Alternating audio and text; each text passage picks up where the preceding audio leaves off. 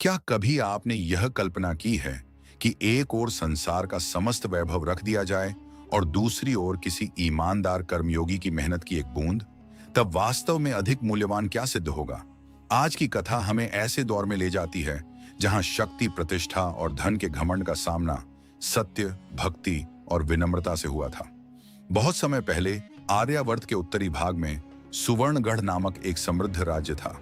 उसके शासक महाराज विक्रमकेतु अपनी विशाल सेना, अथाह खजाने और ऊंचे कुल पर अत्यधिक गर्व करते थे। उनके दरबार में आने वाला प्रत्येक व्यक्ति उनके वैभव की चर्चा करता था और यही प्रशंसा धीरे धीरे उनके अहंकार को और बढ़ाती चली गई। लेकिन प्रकृति किसी के अभिमान से प्रभावित नहीं होती।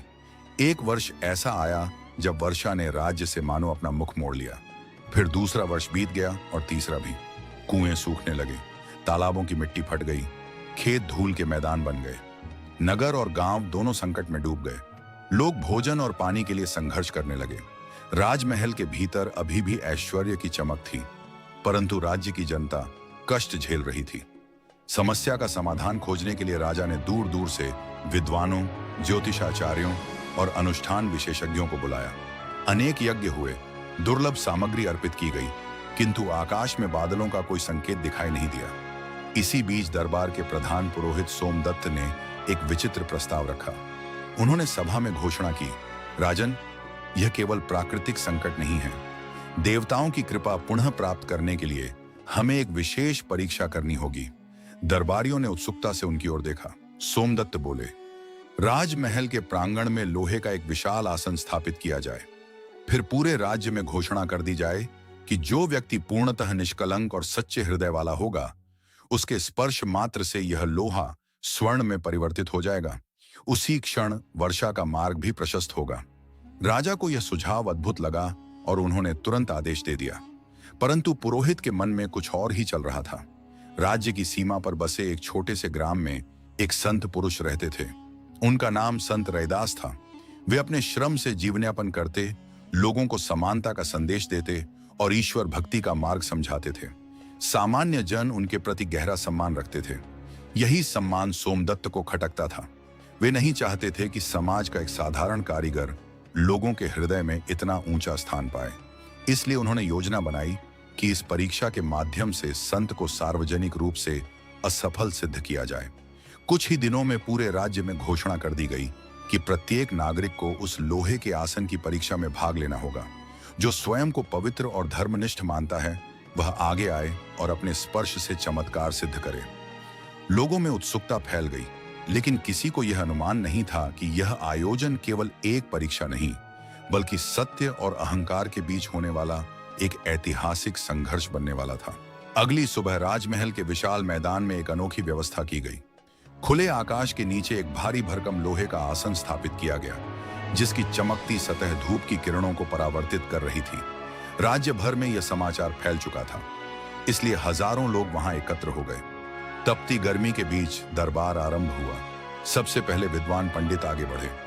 उन्होंने वेद मंत्रों का उच्चारण किया, पवित्र जल का छिड़काव किया और उस धातु के आसन पर अपने हाथ रखे। सबकी निगाहें उसी पर टिकी थीं, लेकिन कोई परिवर्तन दिखाई नहीं दिया। उनके बाद संपन्न व्यापारी, प्रसिद्ध तपस्वी, नामी योद्धा और कई सम्मानित व्यक्ति अपनी अपनी विधियां आजमाते रहे। घंटों बीत गए, परंतु लोहे का वह आसन वैसा ही बना रहा। जब सभी प्रयास निष्फल सिद्ध हुए, तब राजगुरु गजानन ने व्यंग्यपूर्ण स्वर में कहा, महाराज, सुना है नगर की सीमा पर रहने वाला रविदास नाम का एक व्यक्ति स्वयं को प्रभु का परम भक्त मानता है। उसके अनुयायी तो यहां तक कहते हैं कि उसकी भक्ति में अद्भुत प्रभाव है। क्यों ना उसे भी बुलाया जाए?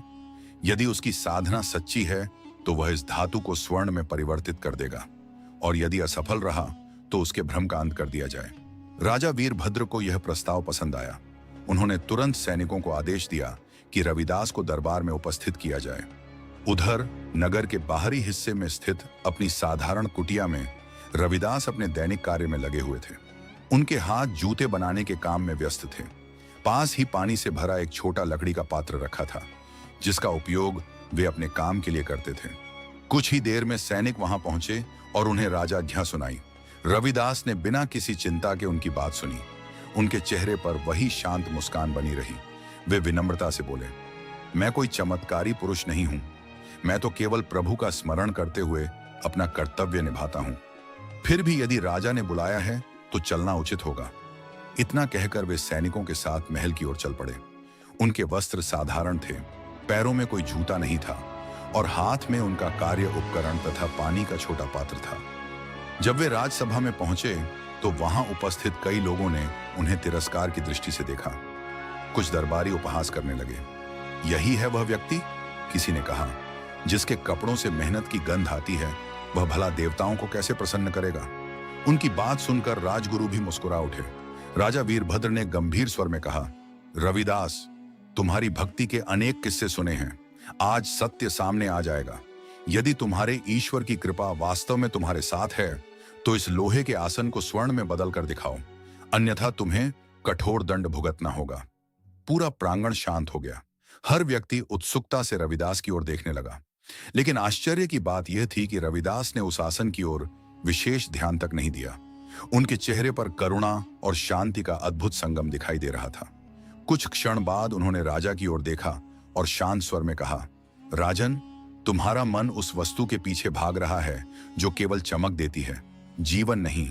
तुम्हारे राज्य के गांवों में लोग पानी के लिए भटक रहे हैं, खेत सूख चुके हैं, पशु तड़प रहे हैं और अनेक परिवार संकट में हैं। ऐसे समय में इस धातु को स्वर्ण बनाने की इच्छा किस काम की है।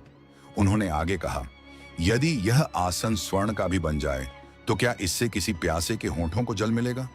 क्या इससे धरती की दरारें भर जाएंगी? क्या इससे सूखे खेतों में हरियाली लौट आएगी? राजा के चेहरे पर क्रोध स्पष्ट दिखाई देने लगा। उन्होंने कठोर स्वर में कहा, बस मुझे उपदेश देने का प्रयास मत करो। तुम्हें जो कहा गया है वही करो।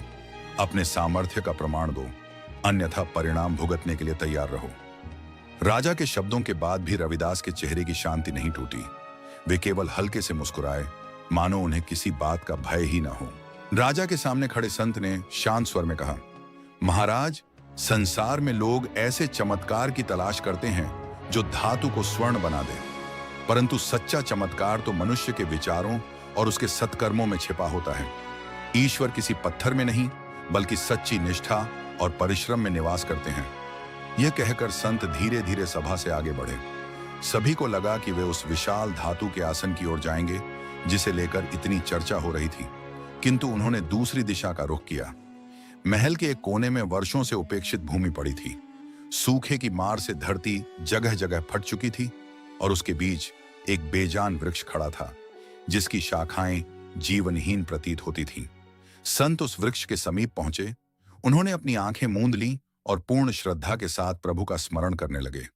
उनके हाथ में वही पुराना पात्र था जिसमें वे अपने दैनिक कार्य के लिए जल रखा करते थे। सभा में खड़े कुछ लोगों ने उपहास किया। यह क्या करने जा रहा है? किसी ने कहा, क्या इस साधारण जल से कोई परिवर्तन संभव है? दूसरे ने व्यंग्य किया। लेकिन संत का ध्यान किसी की बात पर नहीं गया। उनके चेहरे पर अद्भुत शांति थी। उन्होंने विनम्र भाव से प्रभु का नाम लिया और पात्र का जल वृक्ष की जड़ों तथा सूखी धरती पर अर्पित कर दिया। क्षण भर के लिए चारों ओर सन्नाटा छा गया। फिर ऐसा लगा मानो प्रकृति स्वयं जाग उठी हो। सूखी मिट्टी के भीतर से कल कल की ध्वनि सुनाई देने लगी। देखते ही देखते भूमि के गर्भ से निर्मल जल की धारा फूट निकली। वह जल इतना स्वच्छ और शीतल था कि उपस्थित लोग विस्मय से भर उठे। उधर वर्षों से सूखा पड़ा वृक्ष धीरे धीरे बदलने लगा। उसकी टहनियों पर कोमल पत्तियां निकल आईं। कुछ ही समय में वह हरे भरे फूलों और नई कोंपलों से आच्छादित दिखाई देने लगा। सभा में उपस्थित प्रत्येक व्यक्ति यह दृश्य देखकर स्तब्ध था। उसी समय वह विशाल धातु का आसन, जिस पर सबका ध्यान केंद्रित था, अपनी चमक और महत्व खोता हुआ प्रतीत हुआ। लोगों को समझ आने लगा कि किसी वस्तु का मूल्य उसके बाहरी रूप में नहीं, बल्कि उसके पीछे छिपे उद्देश्य और सत्य में होता है। जल की धारा बहती रही और प्यास से व्याकुल लोगों ने उससे अपनी प्यास बुझाई। उनके चेहरों पर राहत और आश्चर्य दोनों झलक रहे थे। उस दिन कनकपुर के लोगों ने एक महत्वपूर्ण शिक्षा सीखी। सच्ची शक्ति धन, वैभव या चमत्कारों में नहीं, बल्कि निर्मल हृदय, ईश्वर में विश्वास और निष्काम कर्म में निहित होती है। बारिश की बूंदें धरती को भिगो रही थीं। वर्षों से सूखी पड़ी भूमि मानो नए जीवन का स्वागत कर रही थी। राज दरबार के लोग आश्चर्य से आकाश की ओर देख रहे थे। किसी को विश्वास नहीं हो रहा था कि कुछ ही क्षण पहले तक जहां निराशा और घमंड का वातावरण था, वहीं अब विनम्रता और श्रद्धा का भाव उमड़ रहा था। राजा की आंखों में पश्चाताप था। वह संत के सामने आकर सिर झुकाकर खड़ा हो गया। उसके मन का अभिमान टूट चुका था। उसने समझ लिया था कि मनुष्य की महानता उसके वस्त्रों, पद या धन से नहीं, बल्कि उसके कर्मों और विचारों से पहचानी जाती है। संत ने शांत स्वर में कहा, सच्ची शक्ति सोने चांदी में नहीं, बल्कि उस व्यक्ति के चरित्र में होती है जो ईमानदारी से अपना कर्तव्य निभाता है, जो दूसरों को सम्मान देता है और अपने श्रम को पूजा समझता है, वही वास्तव में समृद्ध है। राजा ध्यानपूर्वक उनकी बातें सुनता रहा।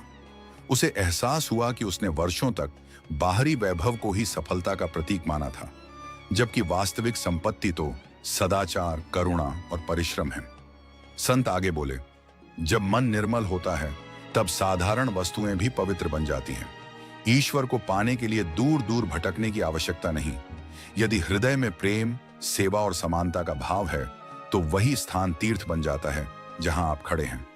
उनकी बातें सुनकर उपस्थित लोगों के मन में भी परिवर्तन आने लगा। उन्होंने समझा कि समाज को ऊंच नीच, जाति या धन के आधार पर नहीं, बल्कि इंसानियत और कर्म के आधार पर परखा जाना चाहिए। समय बीतता गया, लेकिन उस दिन की सीख लोगों के हृदय में अमिट बनकर रह गई। राज्य में परिश्रम का सम्मान बढ़ा, भेदभाव कम हुआ और लोगों ने एक दूसरे को बराबरी की दृष्टि से देखना शुरू किया। इस कथा का संदेश आज भी उतना ही प्रासंगिक है। आधुनिक जीवन में हम अक्सर धन, प्रसिद्धि और पद की दौड़ में उलझ जाते हैं। हम बाहरी सफलता को ही सब कुछ मान लेते हैं, जबकि वास्तविक उपलब्धि अच्छे चरित्र, ईमानदारी और मानवता में छिपी होती है। याद रखिए, मनुष्य की पहचान उसके बैंक खाते से नहीं, बल्कि उसके व्यवहार से होती है। सच्चा सम्मान वही प्राप्त करता है जो अपने कर्म को श्रेष्ठ बनाता है और दूसरों के जीवन में सकारात्मक परिवर्तन लाने का प्रयास करता है। इसलिए अपने कार्य को पूरी निष्ठा से कीजिए, सभी के साथ समान व्यवहार रखिए और अपने मन को स्वच्छ रखिए। यही वह मार्ग है जो व्यक्ति को भीतर से मजबूत और समाज को बेहतर बनाता है।